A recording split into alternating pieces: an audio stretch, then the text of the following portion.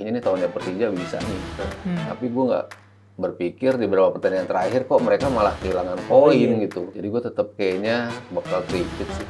Persib bakal repeat. Untuk bilang Persib benar-benar akan berada di puncak banget atau akan mengunci gelar masih belum. Seperti ketika mereka kebobolan dari Borneo, itu kan harusnya mereka sudah menutup laga itu dengan sebuah kemenangan. Tapi enggak, ini masih tetap mencoba ngegas, akhirnya kena counter, akhirnya kebobolan. Gitu. Tapi kemarin Persija di 2 laga home lawan Borneo dan lawan Dewa United, mereka tuh terlihat ada tekanan, ada beban yang berat di pundak para seluruh pemain.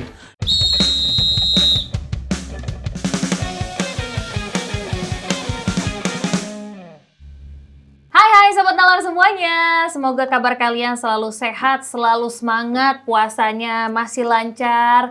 Dan juga hari ini Natasha Jarbadia hadir menggantikan Noella yang katanya hari ini sibuk bikin nastar dan juga kastengel gitu ya.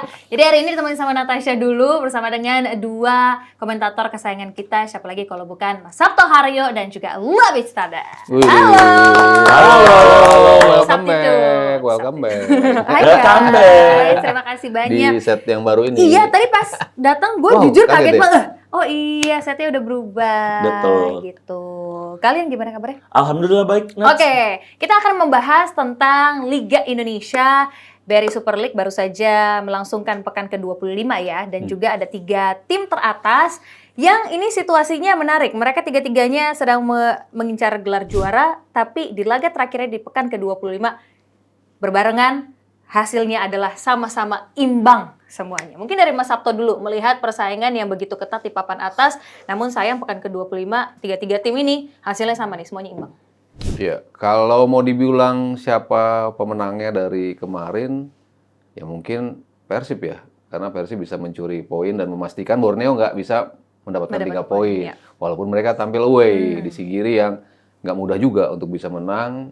Dan hampir mereka menang kalau Beckham bisa lebih tenang lagi untuk masukin bola di saat-saat terakhir.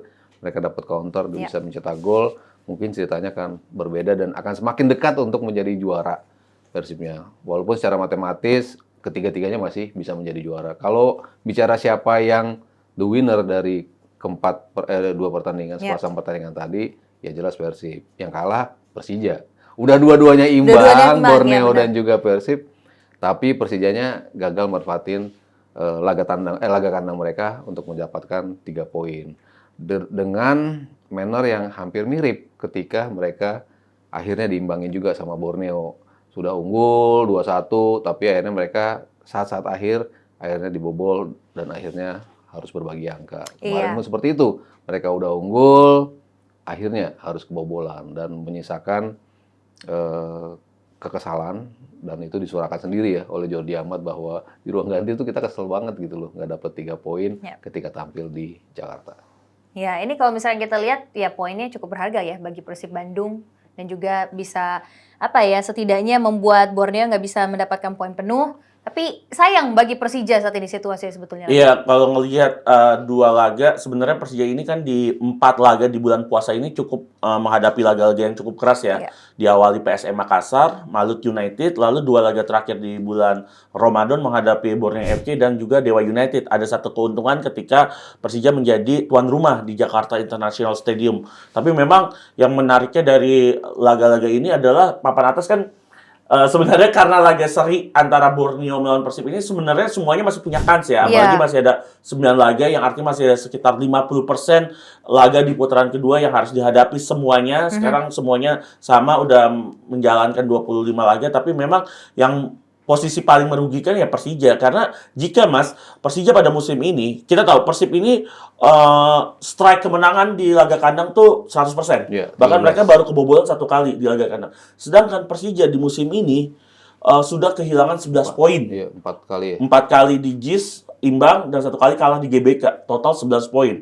Yang artinya ini harus ada calculated yang harus digantikan di 9 laga ke depan.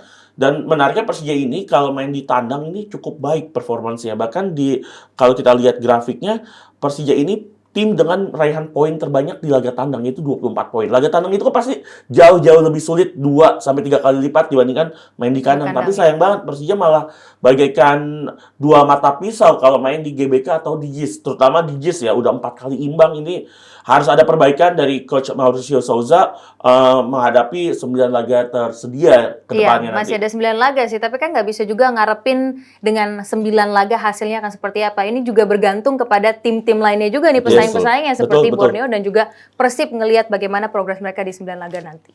Iya, kalau kita lihat laga-laganya sebetulnya masih sama-sama berat juga ya. Mungkin bukan direct kompetitor langsung, kecuali Persija masih ketemu Persib ya. Pekan 32. Sekali di mainnya di Bandung. Main di Jakarta besok. Main di Jakarta ya? sorry. Kemarin yang di Bandung. Sorry. Oh, iya. Dia main di Jakarta. Mungkin itu yang directnya gitu. Tapi selebihnya juga bukan laga-laga yang enteng juga. Bahkan Persib bertandang ke Semen Padang sekarang udah mulai ngeri juga ya. Semen Padang agak ada progres yang lumayan. Lalu ketemu Bali, ketemu Dewa, Bayangkara, Arema, Bayangkara, PSIM, PSM dan juga Persijap. Itu kan tim-tim yang kadang-kadang suka nyebelin juga ya dari Iya, sisi bisa jadi batu sandungan juga bisa nih. jadi Mas. sangat bisa Iya. batu sandungan. Sementara Borneo ada Madura, ada Biak, ada ya PSM berat juga buat mereka, Persik Kediri, Persita Tangerang juga lagi bagus juga, Bali, Persijap Jepara, terakhir lawan Malut home. di Oh, Borneo gitu. oke. Sementara Persija ya yang tadi dibilang sama Labib juga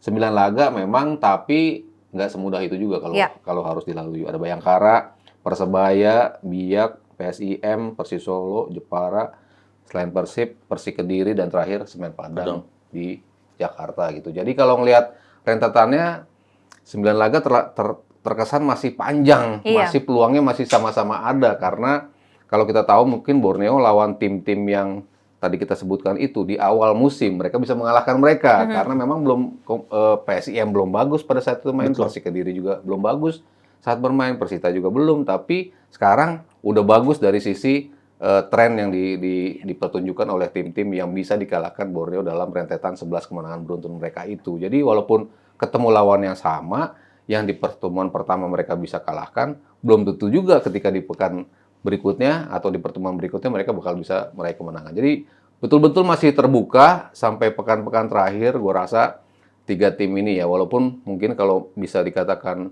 mengerucut ya ke Borneo sama ke Persib gitu ya, tapi tetap aja Persija masih punya peluang yang besar juga untuk bertahta. Mau nambahin Iya, Labib sedikit tinggal nambahkan. ada Persib dan juga Borneo nih. Kayaknya kalau misalkan mengerucut 2 tim ini akan jadi Ya, benar-benar. terlepas setelah pekan ke-25 kemarin kan artinya jarak antara Persib Bandung di peringkat pertama dengan 58 poin berbeda dengan Borneo yang saat ini 54, Ya. lalu Persija 52 poin.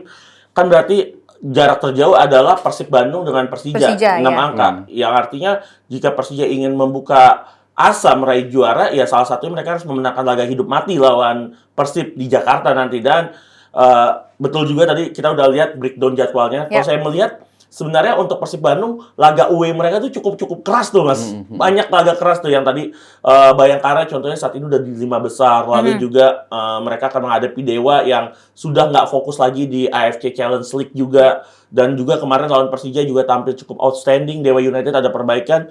Jadi menurut gua baik Persib, Borneo, dan Persija ini memiliki bobot lawan yang sama-sama sulit. Jadi belum ada nih, ini kayaknya lebih mudah nih, ini kayaknya lebih sulit. Nggak ada. Kalau gue lihat, semuanya sama-sama memiliki level challenging yang sama sulitnya. Iya, ini artinya tadi udah sempat kita bahas 3 tim ini masih punya peluang besar untuk bisa meraih juara dan juga 9 pertandingan ke depan nggak mudah juga sih bagi ketiganya. Betul. Tapi tadi menarik karena tadi Labib juga sempat bilang bahwa Persija ini sebetulnya udah kehilangan 4 kali draw, 5 kali kalah. Sebetulnya apa 1 sih, kali Mas? kalah, jadi Satu kali kalah. Oke, kalau misalkan kita ngelihat dari Persija sendiri, performanya gimana sih Mas di musim ini? Startnya luar biasa ya, Yep. harus diakuin. Start semuanya kayaknya Legion Brasil yang datang nih gila nih dari sisi offense ya, terutama kita bicara offense. Lalu ada perubahan sedikit di sisi defense. Jody Amat geser ke tengah itu memberikan dimensi yang baru yang akhirnya dia dipanggil ke timnasnya juga kayaknya bakal mengisi ke posisi Iya. itu gitu kan. jadi CDM ya Mas? Jadi ya? CDM gitu karena ternyata works fine juga dia bermain dengan posisi CDM gitu, memberikan kestabilan bagi Persija gitu. Kalau gue lebih melihatnya sebagai suka kehilangan fokus di momen-momen krusial. Mungkin kan ya sepak bola kita bicara hal-hal detail ya.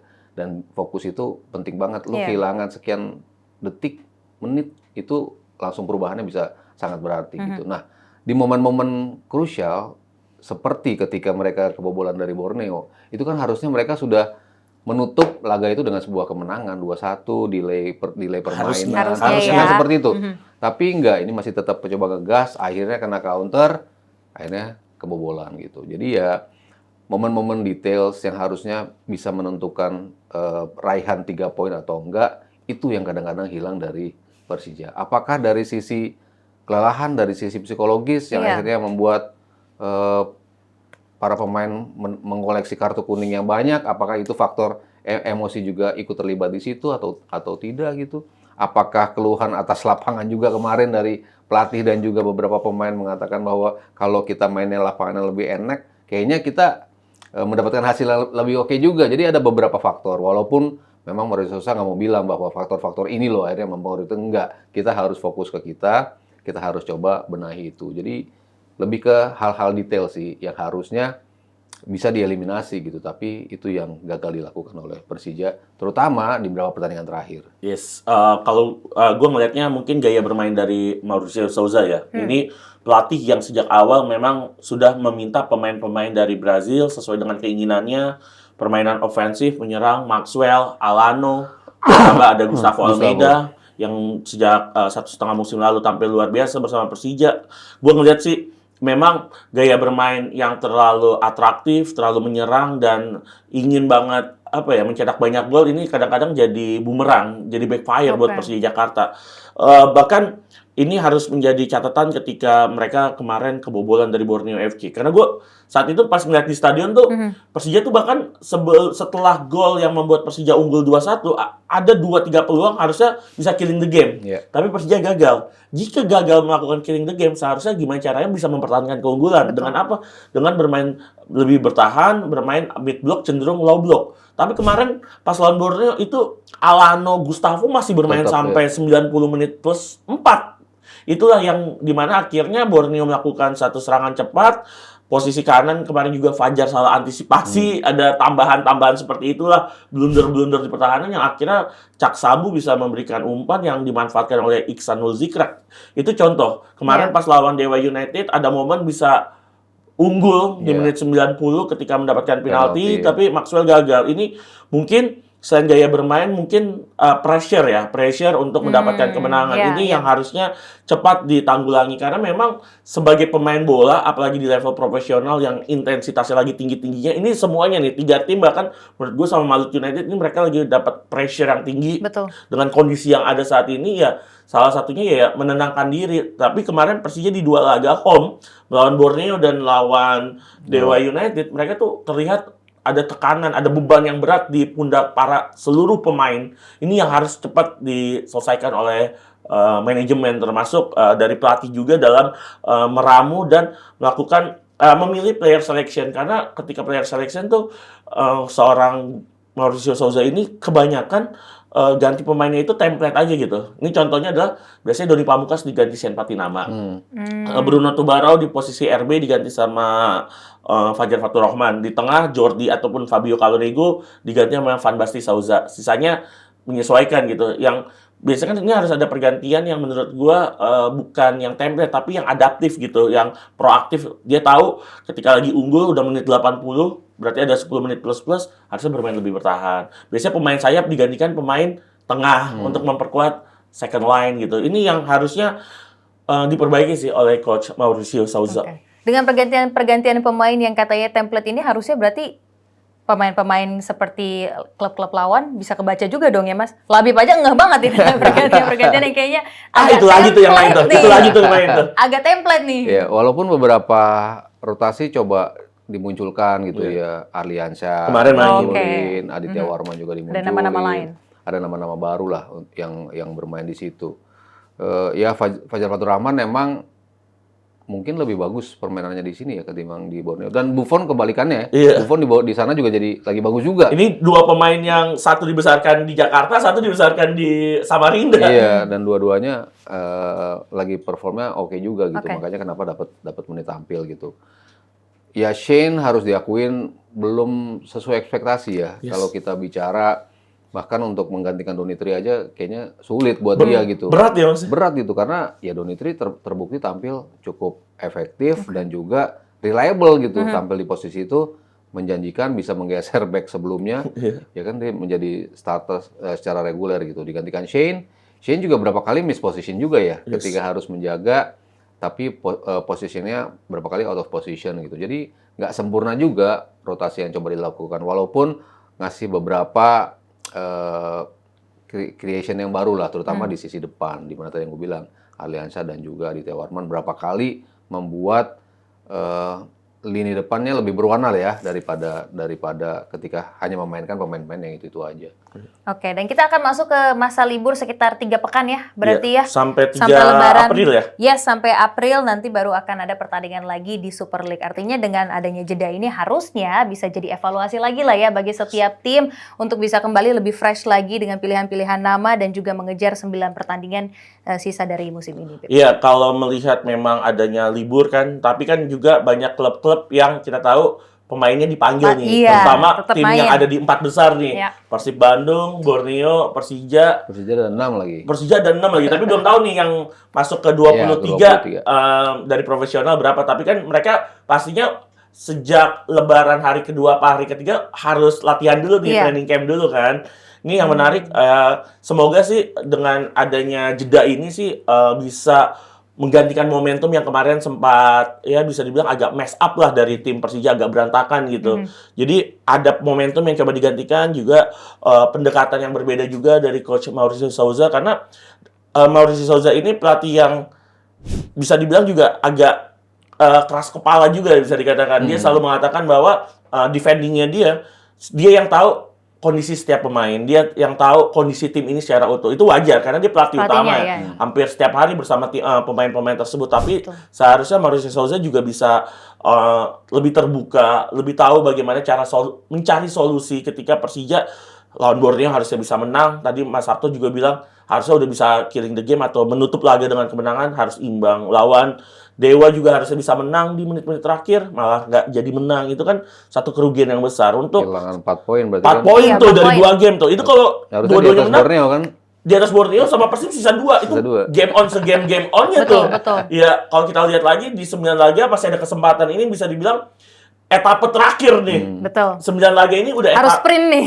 Iya, ini udah sprint race. Betul. Ini udah etapa terakhir, udah nggak boleh ada kesalahan. Apalagi ini juga hitung-hitungannya dengan Persib Bandung nanti akan ketemu di pekan ke-32. Iya. Belum juga nanti akan menghadapi lawan yang lebih sulit lagi. Ini udah nggak ada pilihan selain meraih kemenangan terus menerus jika ingin mendekati Persib dulu. Karena menurut gua Persib juga pasti akan lebih tancap gas karena mereka tahu Borneo dan Persija siap ngintai. Betul, dan ngejar. lawan-lawan yang dihadapi oleh Persib Bandung juga bukan lawan yang mudah bisa dikatakan. Mas, ini tapi jarak 3 minggu jeda nih sebetulnya cukup panjang loh, Mas. Iya. Mungkin ada satu keuntungan, tapi ada hal juga yang mungkin harus diperhatikan karena ya harus memulai lagi siapapun tim yang bisa beradaptasi dengan cepat nih setelah tiga minggu lumayan lama. 3 minggu. Physically ya. Paling enggak kan libur kompetisi tapi latihan tetap. Tetap ya, betul. Kayak teman kita Best kan sempat ketemu 8 hari lagi. Artinya kan setelah libur itu 8 hari lagi mereka udah latihan lagi Udah sebetulnya. latihan lagi, Pasti. ya. Dewa udah latihan lagi walaupun memang belum ada kompetisi. Pertandingan. ada pertandingan gitu, tapi mereka harus mempersiapkan itu. Tadi concerning Persija ya harus ada evaluasi jelas apa yang harus kita lakukan di final sprint ini. Iya. Laga-laga seperti apa yang bisa kita sikat, bisa kita pastikan untuk mendapatkan poin, kita harus main seperti apa. Laga-laga lain kita harus melakukan pendekatan seperti apa. Itu kan harus berapa formasi dicoba-coba lah ya. Iya. Dalam artian pendekatannya berbeda gitu. Kalau tadi kan Labib sempat bilang, ketika lo udah ketahuan gaya bermain lo, udah template, lawan bisa membaca situasi lo. Itu yang terjadi pada Dewa juga. Nah, iya. Kenapa mereka bisa merosot seperti itu? Padahal musim lalu mereka luar biasa. Runner up ya?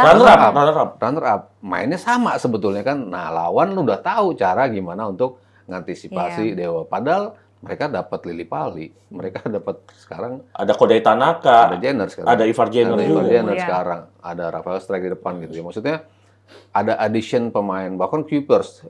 Ya kan Kuipers. Edo Febriansyah sepaket tuh. juga. Jadi ada adisi pemain-pemain yang harusnya bisa membuat tim ini jauh lebih eksplosif gitu. Tapi dengan gaya yang sama, akhirnya lawan tahu apa yang menjadi kebiasaan mereka, kita sikat lewat transisi. Berapa kali mereka kebobolan lewat transisi. Jadi ada beberapa laga yang harus dilalui dengan pendekatan yang berbeda. Lawan yang punya transisi bagus harus kita lawan dengan seperti apa.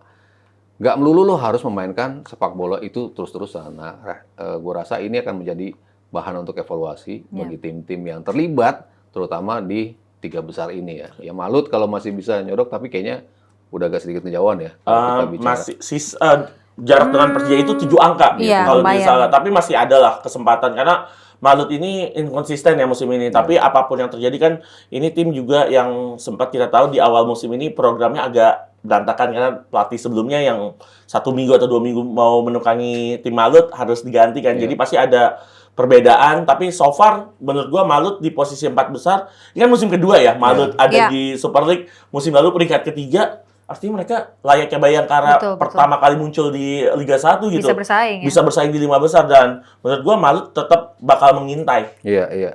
Karena kualitasnya ada. Punya Ada banget. pemainnya. Pemainnya luar biasa. Yang sebelum kedatangan Bedol Desa dari Persib, mereka udah bagus gitu kan. Iya. Ada Yance, Yakob, segala macam. Safrudin Tahar, Manahati Restusen. Sementara ketika kedatangan itu, blend-nya juga cepat gitu kan. Tengahnya bagus, depannya apalagi gitu. Belakang juga kuat. Jadi ya emang ini tim yang jelas patut diwaspadai. Jadi beberapa tim yang termasuk Persija yang akan ketemu Malut juga, itu juga ya harus waspada juga sih. Oke. Tadi kita udah ngomongin dari sisi evaluasi dan juga beberapa pemain yang sepertinya memang ada muncul nama-nama baru mungkin kalau dari Persija untuk bisa digunakan untuk menghadapi 9 pertandingan terakhir di Super League. Ada tren gini nih, ada unggul 4 poin di puncak klasemen dengan sisa 9 match. Ini Persib sebetulnya walaupun dari garis besarnya dia ada di puncak klasemen, intinya memang belum jadi posisi yang aman buat Kalau Persib. menurut gua masih jauh dari kata Unggul aman. 4 Bahkan poin ya? mungkin banyak yang mengatakan Persib udah mengunci gelar 60%. Kalau presentasi menurut gua dan melihat 9 laga yang tersedia, ini Persib oke memang pasti lebih diunggulkan dengan jarak poin, dengan jarak pertandingan yang tersedia gitu. Tapi untuk bilang Persib benar-benar akan berada di puncak banget atau akan mengunci gelar masih belum. Menurut gua masih kalau perbandingan presentasi ya Mas.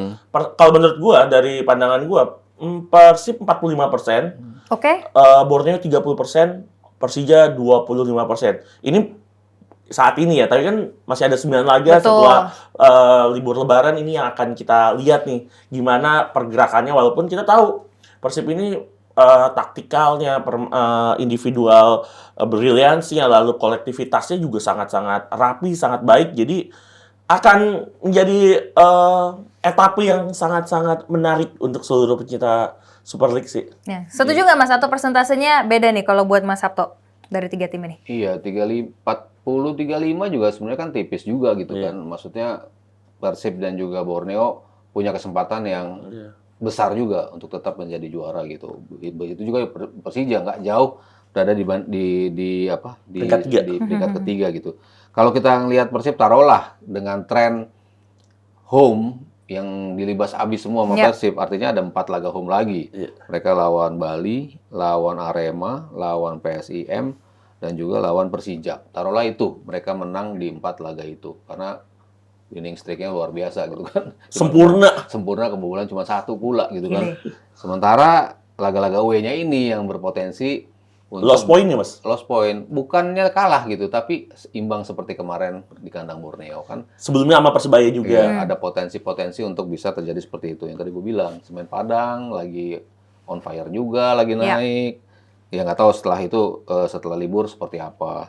Dewa juga mereka harus berkunjung ke Dewa. Bayangkara tadi Labi bilang. Lagi on fire. Lagi on fire juga.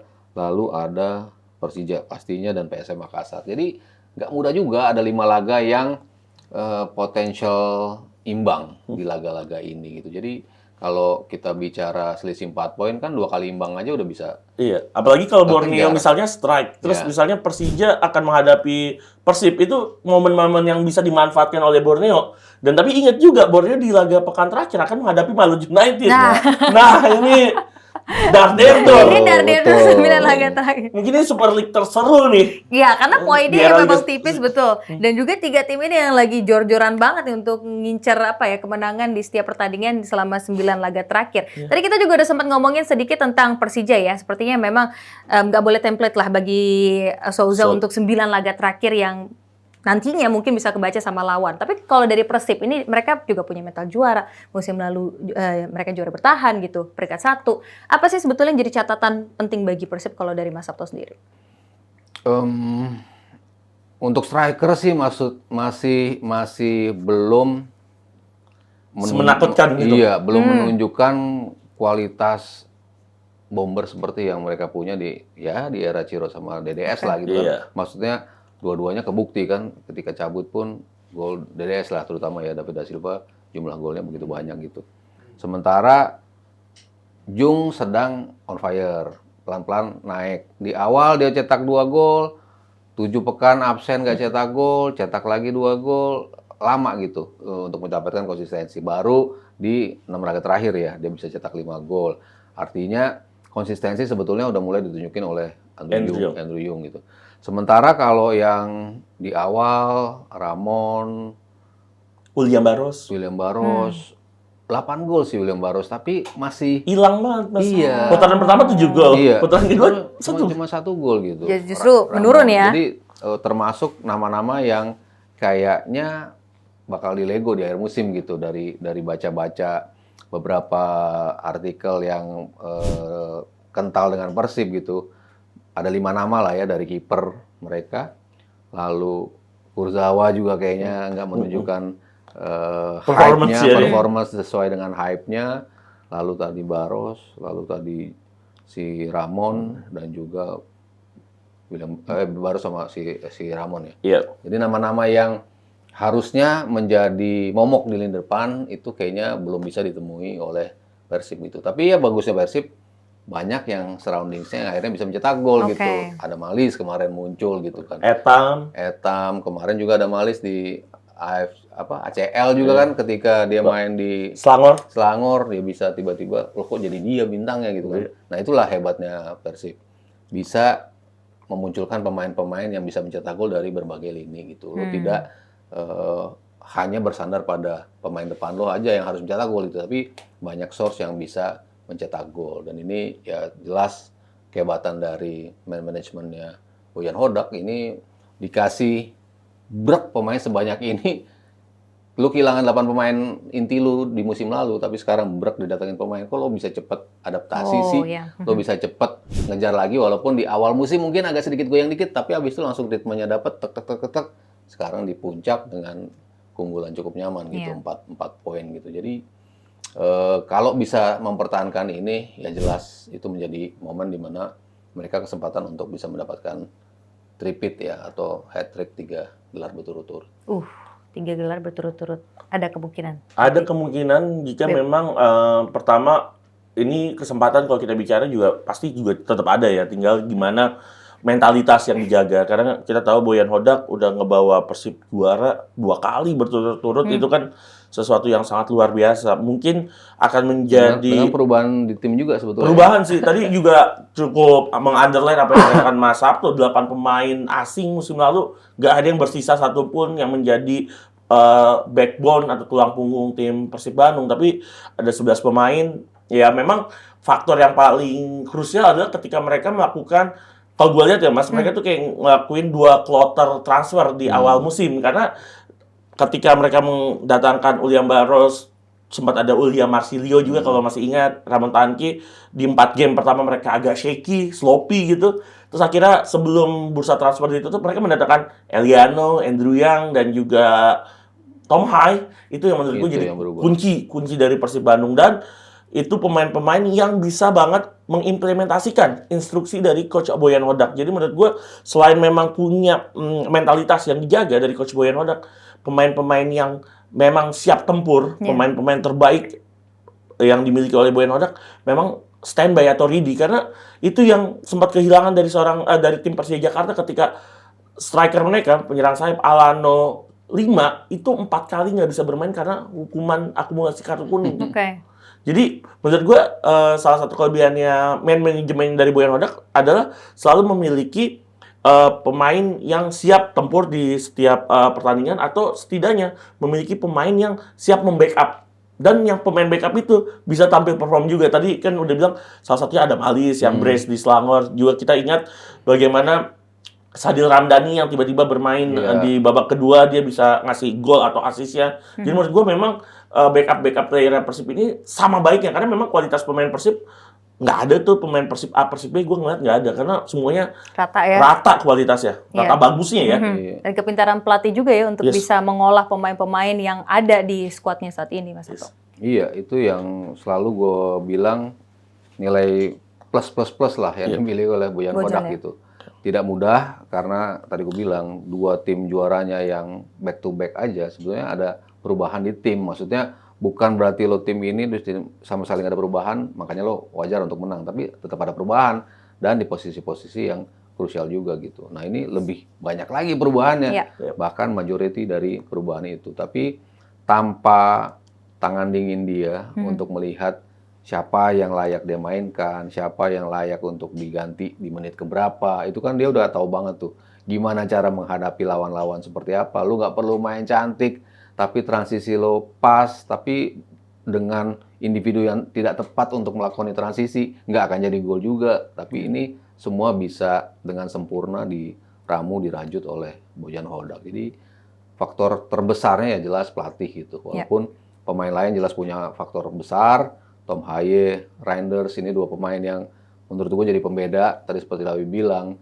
second transfer lah ya bisa dibilang. Di satu putaran loh. Di satu putaran, batch keduanya lah ya. Ini betul-betul yang akhirnya membuat Persib kenapa bisa stabil seperti itu. Tom Haye di tengah, Eliano yang bisa main di posisi manapun dengan memberikan impact yang luar biasa juga. Banyak pemain-pemain yang posisinya diperbutkan oleh 2 orang tapi kualitasnya bisa dibilang sama.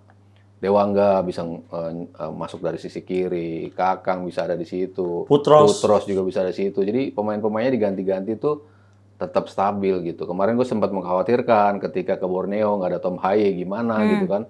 Ya dari sisi pemain yang bisa ngelempar bola jauh memang hilang gitu ya, tapi tetap aja mereka tetap bisa stabil di lini tengah gitu. Jadi ya itulah kehebatan dari Boyan Hodak untuk bisa menyatukan itu semua. Iya, hadangan juga datang tentunya dari Borneo FC. Musim lalu mereka finish di peringkat ke-5, kali ini bersaing untuk merebutkan gelar juara. Bagi Borneo sendiri, catatan pentingnya apa Bib untuk evaluasi di 3 minggu ini? Iya, kalau melihat memang Borneo nih salah satu tim yang sangat luar biasa ya, dengan pemain yang ketika didatangkan di awal musim, ini pemain siapa gitu, nggak ada yang well known player gitu, atau masih bilang unknown player ya, pemain yang main di liga luar gitu, tapi pas main di sini dari Mariano Peralta, Juan Villa, Astina, Obieta, Cak Sambu bahkan yang bermain sebagai fullback kiri, ini semuanya tampil luar biasa. Kalau gue lihat mungkin bicara konsistensi, karena Borneo FC ini kita ingat di awal musim bahkan 11 laga ya Mas ya, strike kemenangan itu yang sangat luar biasa,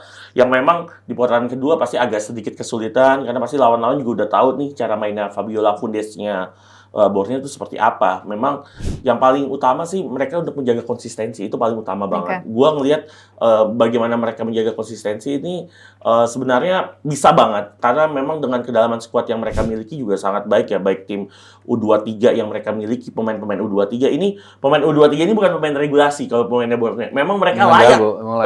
Jago ya, ada Rivaldo Pakpahan, ada Ezi Buffon, tadi Mas Sabtu juga udah meng-underline beberapa kali. Jadi memang ditambah ada pemain senior lokal seperti Komang Teguh dan juga Nadeo, Diego Michels juga yang memperkuat locker room semakin, bondingnya semakin bagus. Itu menurut gua tinggal eksekusi di atas lapangan. Karena ngelihat apa yang mereka tunjukkan sepanjang 25 pekan, mereka layak ada di posisi kedua saat ini. Apakah mereka layak untuk menjadi juara? Punya peluang juga. Tapi gimana Lafundes bisa konsisten untuk membawa Borneo sejauh itu? Tinggal bagaimana di laga-laga yang calculated win, mereka bisa menang. Ini kalau Borneo juga sama aja nih. Ini kayak penyakit tim papan atas di Borneo dan Persija nih. Kalau menghadapi tim yang calculated win nih, kadang-kadang suka shaky atau suka panik sendiri ya. Panik sendiri, jadinya hilang poin. Nggak kalah, sering kan sama aja hilang poin juga. Jadi ya itu sih paling konsistensi dari permainan. Tapi kalau secara gameplay, secara taktikal yang diterapkan oleh Coach Fabio Lafundes sejauh ini memang cukup pas dengan Kei Hirose sebagai bagian integral Oke. tim. Paling ngeri sih, gue bilang sih kalau dari sisi permainan ya, Iya. paling bagus Borneo sih. Borneo. Borneo. The way they play ya, Iya. dibandingkan Persija dan juga even Persib gitu ya, gaya bermain ya. Iya. Menurut gue paling Kalau Persib kan hasilnya kan counter Khas, defense counter tuh. defense. Counter defense Iya. pragmatis. Tapi kalau Borneo tahu kapan Iya. main lo Tek-tek-teknya. serangan, kapan main mid block low block, dia tahu karena mereka punya pemain-pemain yang pintar ketika bermain bertahan dan main menyerang. Itu menurut gua dari semua bintangnya kayak Hirose, Hirose sama Peralta sih. Peralta itu. Peralta musim lalu best top assist, top Gol. goal scorer. Salah Musim satunya. ini sama, Sama. top assist sama top scorer. Double digit. Wow. Gol sama Iya. asisnya tuh bisa double digit. Gile, gol sama assist double digit Bayangin, ya. orang kan biasanya golnya Satunya doang ada, atau ya kan, asisnya salah doang. satunya biasanya. Ini gol double digit, asis double digit. Gila kontribusinya berarti. Oke guys, Iya. sebelum kita menutup episode kali ini mungkin kita akan top 3. Mungkin tadi udah dibilang sama Labib sih ya secara persentase sama Mas Sabto juga, tapi kayaknya bakalan sama nih prediksinya. Oh. Aduh. Coba. Aduh. Dari 3. Kalau aku kayaknya Malut keempat. biar Oke, dari empat. panjang, Boleh, biar- biar panjang dulu. Biar durasinya lumayan nih. Persita 5. Iya. Jadi nggak ada 1, 2, 3. Persita 5, Malut Persebaya. 4 udah. Persebaya 5. Ya, enggak. Kalau aku 3 besarnya mungkin Borneo. Nih 2-1-nya nih antara Persija Persib nih. Tapi soalnya Iya, Persibnya tuh 9 lagi cukup Tuh. lebih berat ya, Mas. Iya. Persija paling faktor mental ini belum bisa antara 1-2 antara Persib Persija tuh 1-2 sih kalau aku. Iya. Ketika Persija sempat ada di puncak ya. Mendekati sih, Mas. Saya sempat ada di Borneo saat itu yang ada di puncak. karena main duluan ya, sempat Iya, sekali sekarang ya. sempat main duluan, Iya, tapi iya. kan besok 2 Pokoknya hari kemudian. begitu trennya naik seperti itu, gue tuh sempat berpikir kayaknya nih tahunnya Persija bisa nih. Tapi gue nggak berpikir di beberapa pertandingan terakhir kok mereka malah kehilangan poin gitu. Jadi gue tetap kayaknya bakal tripit sih. Persib. Repeat. Persib bakal Wow. tripit. 2-3 ya, Mas. Persijanya nih gue agak ragu nih belakangan ya. Iya. Tapi di awal gue sebenarnya Persija Borneo. Gue ngeliatnya seperti itu di awal gitu. Bisa balik lagi apa enggak nih performanya Persija. Moga-moga setelah libur Lebaran mereka bisa revitalize dan juga balik lagi. Oke. Sepertinya bakal Borneo, Persib, lalu Persija. Ya, kita oke. pokoknya masih menjadi pertanyaan besar. Ya, ya. 9 laga di depan, apapun Semua masih bisa berpeluang, Yes. masih bisa terjadi. Pokoknya kita akan nantikan aja bagaimana akhir dari BRI Super League Yes. di musim ini. Kalau gitu, terima kasih banyak untuk Labib, terima Yes, kasih banyak untuk sama-sama Mas Sabto semuanya, Hayo. Mas Sabto. Sama-sama, thank Dan you. juga Natasha mewakili tim Nalar ya, kita harus mengucapkan minal aizin wal faizin, mohon maaf lahir dan batin. Selamat Lebaran bagi teman-teman semuanya, selamat mudik, hati-hati di jalan bagi yang mudik, bagi yang di Jakarta selamat happy menikmati kosongnya Jakarta. Yes. Ya, oke kalau gitu akhir kata Natasha Germania pamit, sampai jumpa lagi di episode berikutnya. Bye. Bye.